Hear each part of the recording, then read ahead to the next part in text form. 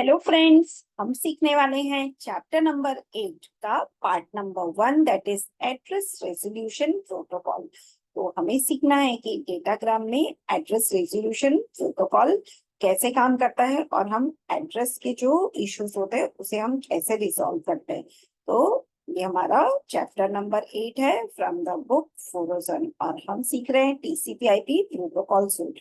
तो हमारा बेसिकली जो ऑब्जेक्टिव क्या है ये चैप्टर को पढ़ने का, to understand what is the logical IP address and what is the physical MAC address, and to describe how mapping of logical address to physical address is done, and it can be static or dynamic. Then show how address resolution protocol is used to dynamically map a logical address to a physical address. फिर हम देखेंगे कि proxy ARP इसको हम कैसे use करते हैं and subnetting effect. फिर हम ATM ARP इसके बारे में डिस्कस करेंगे। देन ATM वैन्स के बारे में डिस्कस करेंगे। देन हम देखेंगे ARP सॉफ्टवेयर पैकेज, इसमें कौन से कंपोनेंट्स है और इसे कैसे हम यूज करते हैं। फिर pseudo code of the ARP package we will see. So chapter का आउटलाइन क्या है, ये address mapping, ARP protocol, ATM ARP और ARP पैकेज पर हम स्टडी करेंगे। देन एड्रेस मैपिंग ये क्या होता है कि बेसिकली हम जो लॉजिकल एड्रेस से फिजिकल एड्रेस को मैप करते हैं इसे हम कहते हैं एड्रेस मैपिंग। तो यहाँ पे हम लॉजिकल एंड फिजिकल, हमारे पास दो टाइप के एड्रेस होते हैं, या फिर हम बोल सकते हैं ये IP address and MAC address. तो ये जो लॉजिकल एड्रेस को फिजिकल एड्रेस के साथ मैप करना ये हम एड्रेस मैपिंग बोलते हैं। 2 लेवल एड्रेस मैपिंग होता है, एक तो लॉजिकल और दूसरा फिजिकल। और करस्पॉन्डिंग जो फिजिकल एड्रेस होता है इससे भी हम चेंज करते हैं। Then it can be static और डायनामिक। तो अगर स्टैटिक और डायनामिक है तो ये दोनों के बारे में हम स्टडी करेंगे। तो सबसे पहले देखते हैं कि एड्रेस मैपिंग क्या होता है। So any time a host or a router has IP datagram to send, मतलब एक IP datagram हमारे पास है तो उसका एक लॉजिकल एड्रेस होता है, we call it as the IP address of the receiver, but IP datagram must be encapsulated in a frame। मतलब हम ये जो डेटाग्राम है इसको हम सेंड करते वक्त एक फ्रेम में रख के सेंड करते हैं। तो फ्रेम का एक हेडर होता है, एक हेडर पार्ट होता है और एक ट्रेलर पार्ट होता है। तो इस फ्रेम में हम डेटा को सेंड करते हैं। So this means the sender means the physical address of the receiver. मतलब बेसिकली हमें नेटवर्क में भेजने के लिए हमें लॉजिकल एड्रेस नहीं फिजिकल एड्रेस की जरूरत है। So a mapping corresponding to logical address to physical address is required. So for that we are using the ARP, that is the address resolution protocol. So it accepts the logical address from the IP address and maps it to the corresponding physical address so that it can pass through the data link layer। मतलब जो data link layer में हमें frame को पास करना है तो हमें logical address को फिजिकल एड्रेस के साथ मैप करना पड़ेगा। तो यहाँ पर हम जो डिस्कस करने वाले हैं टॉपिक वो है packet format, encapsulation, operation and proxy ARP। तो सबसे पहले हम देखते हैं कि प्रोटोकॉल हमारा कहाँ पर यूज होता है। ये देखिए, ये हमारा IP डेटाग्राम है। लॉजिकल टू फिजिकल एड्रेस के मैपिंग में हम ARP प्रोटोकॉल यूज करते हैं। इसके अलावा हमारा ICMP और IGMP प्रोटोकॉल्स भी है जो हमें एरर मैसेज डिस्प्ले करने के लिए हम यूज करते हैं। तो अब ARP ऑपरेशन देख लेते हैं। सबसे पहले हमें क्या करना है, हमारे पास सिस्टम A है और सिस्टम B है। So looking for physical address of a node with IP address this, मतलब हमारा जो IP एड्रेस है 141.23.56.23, तो इसका हमें फिजिकल एड्रेस चाहिए so that we can send the packet. तो हम एक रिक्वेस्ट सेंड करेंगे to get the physical address of the system. तो अब क्या होगा, ये सिस्टम ये physical address as a reply ये फिजिकल एड्रेस हमको सेंड कर देगी। तो ये देखिए जो फिजिकल एड्रेस होता है ये थोड़ा सा लेंथी होता है। ये लिखा है A4:6C:F4:59:83:AB। मतलब यहाँ पर बेसिकली हमारे पास 6 कंपोनेंट्स है और ये सारे हेक्साडेसिमल डिजिट्स है जिससे हम एड्रेस को रिप्रेजेंट करते हैं। तो रिस्पॉन्स में कंप्यूटर B ने ये फिजिकल एड्रेस कंप्यूटर A को सेंड कर दिया। तो बेसिकली ये सेंड कैसे करेगा, थ्रू एन ARP पैकेट। तो ARP पैकेट का जो बेसिक है फील्ड्स है वो हम देखते हैं, जैसे header type, protocol, hardware length, protocol length, then operation, whether it is request और रिप्लाई। तो जब एक कंप्यूटर दूसरे कंप्यूटर को रिक्वेस्ट भेजता है तो हम रिक्वेस्ट वाला ऑप्शन ऑन रखेंगे, जब रिप्लाई आता है तो it will be a reply option. फिर आता है सेंडर का hardware address, so it is 6 bytes of Ethernet address. Sender का प्रोटोकॉल एड्रेस जो होता है 4 बाइट्स का IP एड्रेस। फिर आता है target hardware, that is target hardware address and target protocol address, ये हमको फिल करना है। तो जैसे हम रिक्वेस्ट भेजेंगे तब सेंडर अपना एड्रेस यहाँ पे रख के सेंड करेगा, और यहाँ ये दोनों फील्ड हमारे ब्लैंक हो जाएंगे, इसमें कोई डेटा नहीं होगा।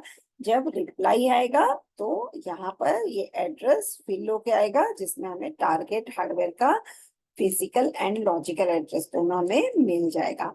Now encapsulation of ERP packet, हमें क्या करना है, इस ERP पैकेट को भी हमें फ्रेम में रख के सेंड करना है। तो इस तरह से ये जो पैकेट है इसको हम फ्रेम के अंदर डेटा पार्ट में रख के हम इसे सेंड करेंगे। तो यहाँ पर एक होगा प्रीएम्बल, दूसरा है destination address, source address which is 6 bytes, and then we are having type, which type of data we are sending, ये तो हमारा डेटा हो गया। और यहाँ पे लास्ट में हो गया CRC, that is cyclic redundancy check। अब हम CRC क्यों यूज करते हैं, क्योंकि अगर हमारा फ्रेम करप्ट हो गया है तो हमें समझ में आ जाएगा और हम फ्रेम को रिजेक्ट कर सकते हैं। तो हमें CRC यूज करके फ्रेम का जो डेटा है वो करेक्ट है कि नहीं वो हम चेक कर सकते हैं। अब yes, तो an ARP request is broadcast and ARP reply is unicast। मतलब जब हम ARP का रिक्वेस्ट भेजते हैं तो हम सारे कंप्यूटर्स को, जितने भी नेटवर्क में है सबको हम रिक्वेस्ट भेजेंगे, so it is a broadcast. But जब हमें रिप्लाई मिलेगा then that is unicast, because the receiver will send only reply to the sender. Now, 4 cases using ERP. तो सबसे पहला है a host has a packet to send to a host in the same network। मतलब हम जो data है वो same network में अनदर होस्ट को भेज रहे हैं। तो यहाँ पे देखिए हमारा नेटवर्क तो सेम ही है, स्विच में कोई चेंज नहीं है। So the target IP address, destination address of the IP datagram. तो ये सबसे सिंपल नेटवर्क है जहाँ पे एक क्लोज नेटवर्क में हम एक कंप्यूटर से दूसरे कंप्यूटर को डेटा भेज रहे हैं। तो हम इसे बोलते हैं host has a packet to send to host in the same network. अब आता है सेकेंड केस। सो यहाँ पर a host has a packet to send to a host in another network. मतलब हम अपने नेटवर्क से बाहर के नेटवर्क को IP डेटा भेज रहे हैं, तो target IP address and IP address of the router, ये दोनों हमें चाहिए। केस 3 हो जाता है router has a packet to send to a host of on another network. So यहाँ पे हम टारगेट IP प्लस, ये देखिए ये पैकेट हम यहाँ से राउटर को भेज रहे हैं। यहाँ से हम क्या कर रहे हैं, एक राउटर से दूसरे राउटर को ये डेटा भेज रहे हैं, that is third case. And fourth case is a router has a packet to send to a host. अब ये जो राउटर है ये पैकेट भेज रहा है अनदर होस्ट को, तो that is the fourth condition.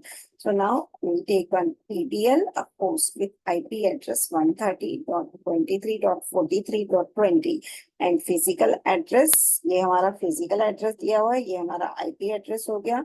Now has a packet to send to another host with IP address this and physical address। तो ये हमारा physical और IP address दोनों दिया हुआ है।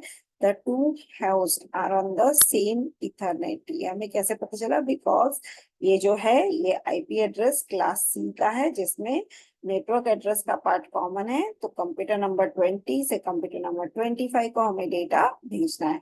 सो show the ARP request and reply packets encapsulated in the Ethernet frame. तो यहाँ पे बेसिकली क्या होगा, सेम नेटवर्क में हम कंप्यूटर, एक कंप्यूटर जिसका एड्रेस है 20 से दूसरे कंप्यूटर 23 को हम डेटा भेज रहे हैं। तो हमें क्या करना है, इस पैकेट को एक ARP फ्रेम में हमें रखना है और हमें भेजना है। तो ARP data is filled in this case is 28 bytes and the individual addresses do not filled. So we'll send the data. Now see, this is the example. ये जो पैकेट है इसको हम पहले फ्रेम में रखेंगे और यहाँ पर हम सोर्स और डेस्टिनेशन दोनों एड्रेस यहाँ पे लिख के इसको सेंड कर सकते हैं क्योंकि हमारा डेटा सेम नेटवर्क में है तो we know the destination address.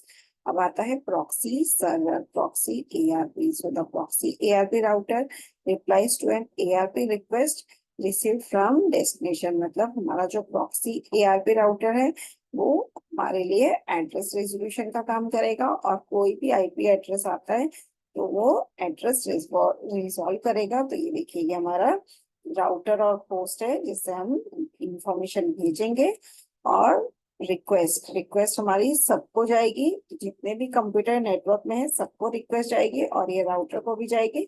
Router से ये दूसरे नेटवर्क में ये रिक्वेस्ट जाएगी और फिर यहाँ से हमारा एड्रेस रेजोल्यूशन सॉल्व होगा. अब देखते हैं हम ATM ARP. सो ATM ARP हमने ब्रीफली चैप्टर नंबर 7 में भी डिस्कस किया हुआ है जहाँ पर हम ATM वैन ये मैकेनिज्म को हम फॉलो करेंगे. So I hope this practical was interesting. Thank you.